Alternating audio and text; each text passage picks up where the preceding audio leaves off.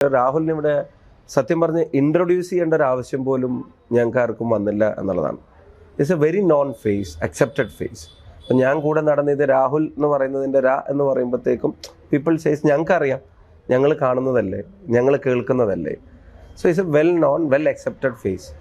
അയാൾ സംഘടനാ രംഗത്ത് ഫ്രം ദ റൂട്ട്സ് വന്ന് സ്റ്റേറ്റ് യൂത്ത് കോൺഗ്രസ് പ്രസിഡന്റ് വരെ, KSUവിൻ്റെ യൂണിവേഴ്സിറ്റി യൂണിയൻ കൗൺസിൽ തൊട്ട് elected state youth Congress president വരെയുള്ള അയാൾ ഓർഗനൈസേഷൻ ജേണി, പിന്നെ സമരം, സേവനം, ഓർഗനൈസിങ്, ഈ 3 കാര്യങ്ങളിലും അയാളിപ്പോൾ സംഘടനയ്ക്ക് നേതൃത്വം നൽകുന്ന രീതി, അതുപോലെ തന്നെ അയാളുടെ personal skills, to be very precise, തെരുവിലാണെങ്കിലും മാധ്യമങ്ങളിലൂടെ ആണെങ്കിലും നവമാധ്യമങ്ങളിലാണെങ്കിലും ജനതയ്ക്ക് വേണ്ടി കാര്യങ്ങൾ പറയുമ്പോഴുള്ള അയാളുടെ ഒരു എഫക്റ്റീവ് കമ്മ്യൂണിക്കേഷൻ. അപ്പം അങ്ങനെ ഒരാൾ അസംബ്ലിയിൽ വേണമെന്ന് കേരളത്തിലെ മൊത്തം ജനങ്ങൾ ആഗ്രഹിക്കുന്നുണ്ട്, പാലക്കാട്ട് ജനങ്ങൾ കൂടുതൽ ആഗ്രഹിക്കുന്നുണ്ട്. ഷാഫി എന്ന് പറയുന്ന ജനപ്രതിനിധി 3 തവണ പാലക്കാട് നിന്ന് ജയിച്ചു വലിയ ഭൂരിപക്ഷത്തിൽ. ഇപ്പൊ ഏറ്റവും ലാസ്റ്റ് എന്ന് പറഞ്ഞാൽ BJPയുടെ കടുത്ത ഈ പ്രതിയോഗികളെയൊക്കെ പ്രയോഗിച്ചാണ് ജയിച്ചത്. പക്ഷെ ഷാഫി അല്ല രാഹുൽ മാങ്കൂട്ടം. ആ ഒരു വ്യത്യാസം കോൺഗ്രസ് മനസ്സിലാക്കുന്നു. അല്ല, ഷാഫിയെയും രാഹുൽ മാങ്കൂട്ടത്തിനെ ഇൻട്രൊഡ്യൂസ് ചെയ്തതുപോലെ ആ പാർട്ടി തന്നെയല്ല ഇവിടെ ഇൻട്രൊഡ്യൂസ് ചെയ്തത്.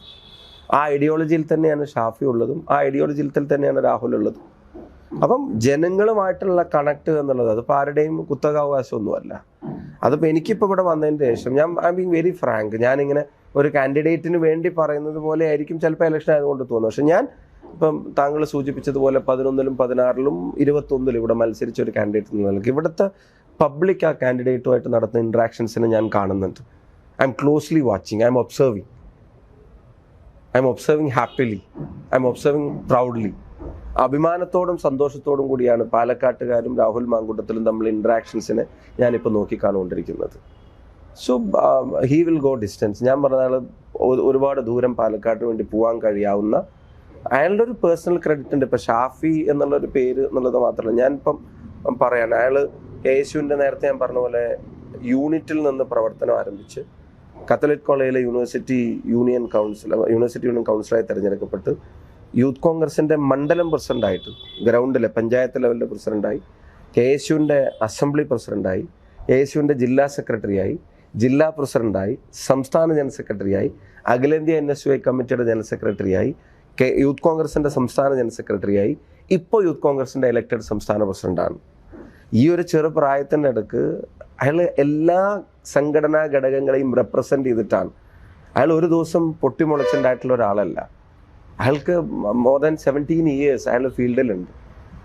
അപ്പോൾ അങ്ങനെയുള്ള ഒരാളാണ് ഇവിടെ ആളുകളുടെ ഇടയിലേക്ക് എത്തുന്നത്. 2011 ഷാഫി മത്സരിക്കുമ്പോൾ ഇതുപോലെ അക്കമിട്ട് കോൺഗ്രസ് നേതാക്കളാരും ഷാഫിയുടെ ഒരു ചരിത്രം ഫുൾ ജനങ്ങളോട് ഇങ്ങനെ ആയാസപ്പെട്ട് വിശദീകരിക്കേണ്ടി വന്നിട്ടില്ല. ഷാഫിക്ക് ഇന്ന് അയാളുടെ KSU കാലം മുതൽ, സ്കൂൾ കാലം മുതൽ ഇതുവരെയുള്ള കാലം മുഴുവൻ ഓരോ തവണയും അയവിറക്കേണ്ടി വരികയാണ്. അത് തന്നെ കോൺഗ്രസ് നേരിടുന്ന സ്ഥാനാർത്ഥിത്വത്തിൽ നേരിടുന്ന ഒരു പ്രതിസന്ധി. Look it other way. നിങ്ങൾ ഒരു കാര്യം, 2011 നമ്മുടെ സോഷ്യൽ മീഡിയ യൂസേജ് എത്രയാണ്? നമുക്കന്ന് ഇൻസ്റ്റഗ്രാം ഉണ്ടോ? നമുക്കന്ന് ഫേസ്ബുക്ക് ഉണ്ടോ? ഇത്ര സജീവമായിട്ടുണ്ടോ? 2011 നമ്മുടെ കമ്മ്യൂണിക്കേഷൻസ് മുഴുവൻ പ്രിൻ്റാണ്, അല്ലെങ്കിൽ ഒരു LED വാൾ വെച്ചിട്ട് ആ LED വാൾ ഒരു വാഹനത്തിൽ വെച്ചിട്ട് ഇങ്ങനെ പോവുക. അപ്പോൾ അന്ന് നടത്തുന്ന കമ്മ്യൂണിക്കേഷൻസ് എല്ലാം പ്രാദേശികമായിട്ടാണ് നിൽക്കുന്നത്. എന്നെ അന്ന് പരിചയപ്പെടുത്തുമ്പോൾ ഇവിടുത്തെ കോൺഗ്രസ് നേതാക്കന്മാർ മുഴുവൻ പറഞ്ഞത് എന്താ?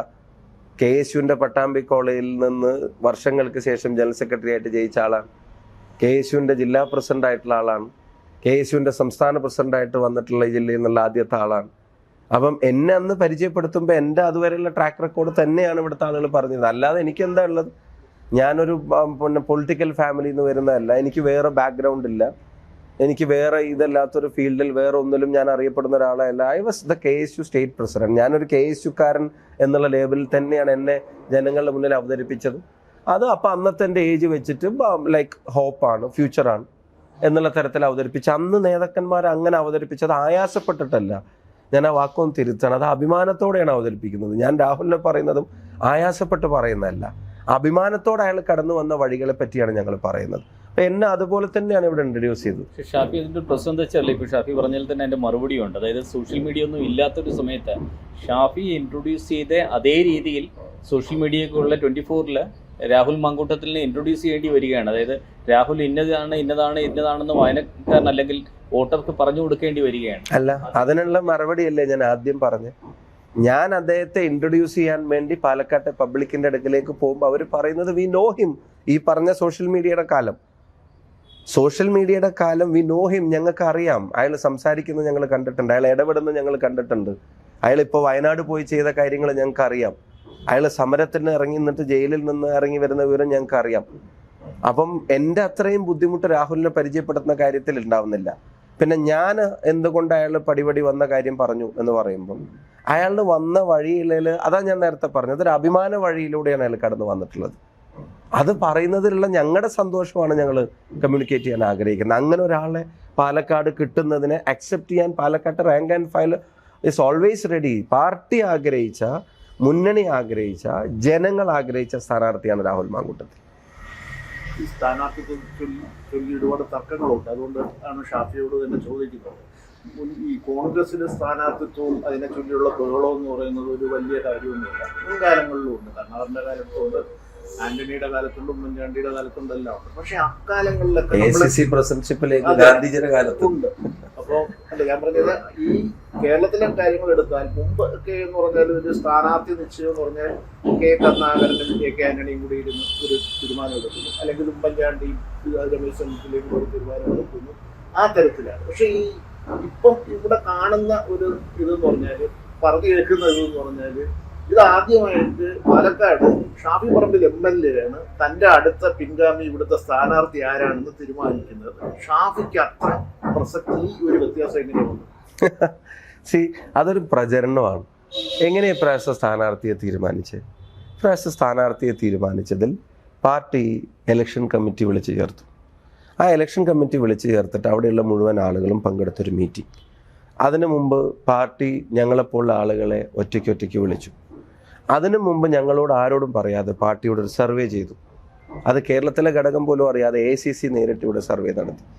ഈ 3 പ്രൊസീജിയറും കഴിഞ്ഞ ശേഷം പാർട്ടി, ഇവിടുത്തെ പ്രതിപക്ഷ നേതാവ്, PCC president, ACC general secretary in charge, ACC general secretary organisation, ആ തലത്തിലേക്ക് ഡിസിഷൻ പോകുന്നു.